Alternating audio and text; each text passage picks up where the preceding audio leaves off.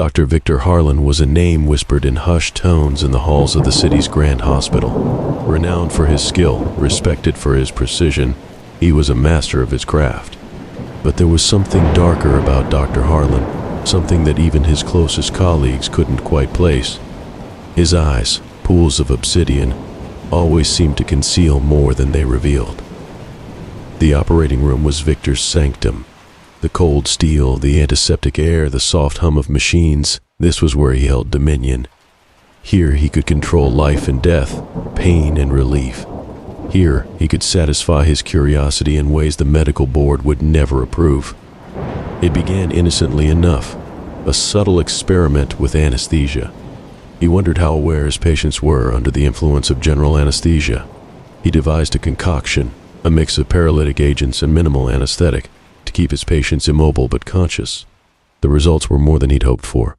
They couldn't move, couldn't scream, but they could feel everything. His first subject was a young man, mid-20s, in for a routine appendectomy.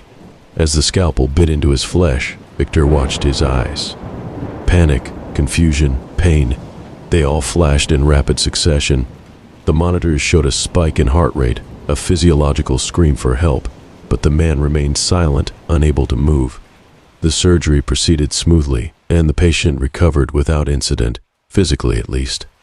Victor noted with satisfaction the hollow look in the man's eyes during follow-up visits. Emboldened, he continued his experiments. Each surgery became a twisted ritual. He selected patients at random, ensuring a diverse cross-section, age, gender, ethnicity. Each provided a unique response to the horror he inflicted. Victor's detachment grew with each procedure, his God complex swelling. The operating room, already a place of sterility, became a theater of cruelty.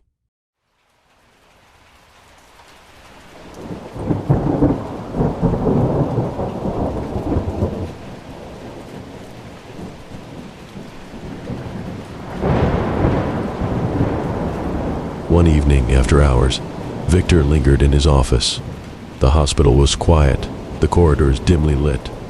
A storm raged outside, thunder rolling like an ominous premonition. He was reviewing his notes, a grim diary of his exploits, when a knock on the door interrupted him. Nurse Evelyn stepped in. She was one of the few who had worked with Victor for years. Her intuition was sharp, her demeanor composed. "Doctor, there's a case that just came in. A woman, severe abdominal pain, possible bowel obstruction. They need you in, or 3. Victor nodded, gathering his tools. "Thank you, Evelyn. Prepare the room. I'll be right there." As he scrubbed in, his mind wandered. Tonight felt different, charged.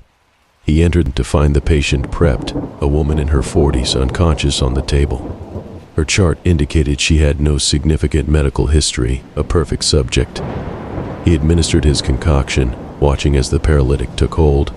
The surgery began, and Victor's hands moved with practiced precision. The initial incision was made, and as he parted the layers of tissue, he glanced at her face. Her eyes snapped open, wide and terrified. Victor felt a thrill. She was awake, aware, feeling every cut, every probe. Evelyn, assisting with the surgery, glanced at the monitors. "Doctor, her vitals are erratic. Should we increase the anesthetic?" Victor shook his head, masking his excitement with feigned concern. "No, she'll be fine. Just a reaction to the pain. We'll proceed as planned." As he delved deeper, her eyes followed his every movement. He could see the pain, the helplessness. She was trapped in her own body, a prisoner to his whims. Victor finished the procedure, suturing the wound with meticulous care. Her heart rate slowly returned to normal, the trauma taking its toll. Later, as he removed his gloves, Evelyn approached him. "Doctor, I can't shake the feeling something's not right. These patients, they seem different after surgery. Detached." Victor offered a reassuring smile. "Surgery is traumatic, Evelyn. They need time to recover, physically and mentally." But Evelyn wasn't convinced. She had seen too many patients post-op with the same haunted look, the same distant eyes. Determined to find answers, she began her own investigation. Weeks turned into months. Evelyn's investigation led her down a dark path. She uncovered discrepancies in Victor's anesthesia reports, subtle changes in dosages that didn't match standard protocols.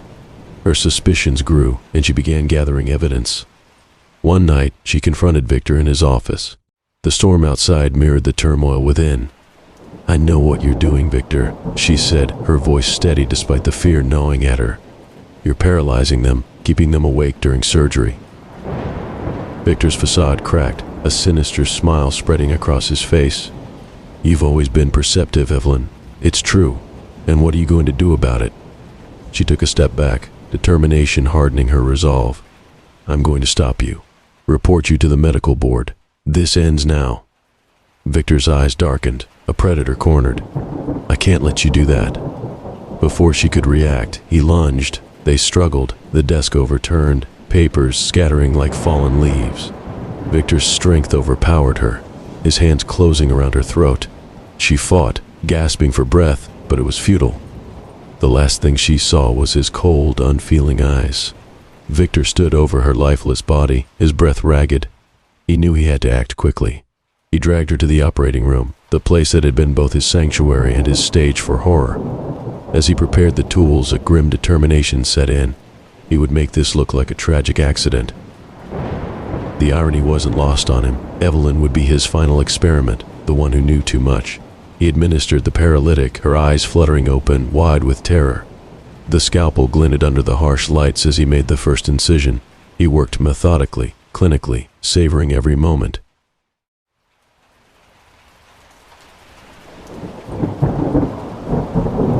As dawn approached, the storm subsided.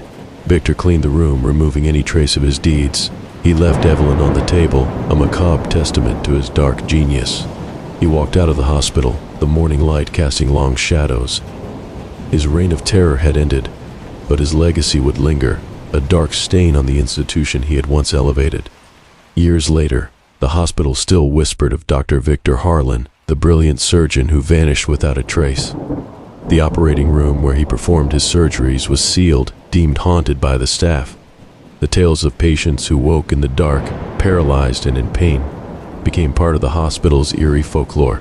And somewhere in a forgotten part of the city, Victor watched from the shadows, his dark eyes glinting with satisfaction. His secrets were safe, buried with those who had tried to expose him. The darkness had won, and he remained, a specter in the night, forever haunting the place where he once played God.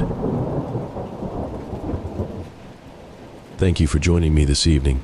Before you go, make sure you subscribe and leave a like. If you have an idea for a short, scary story, leave it in the comments below. See you at the next campfire.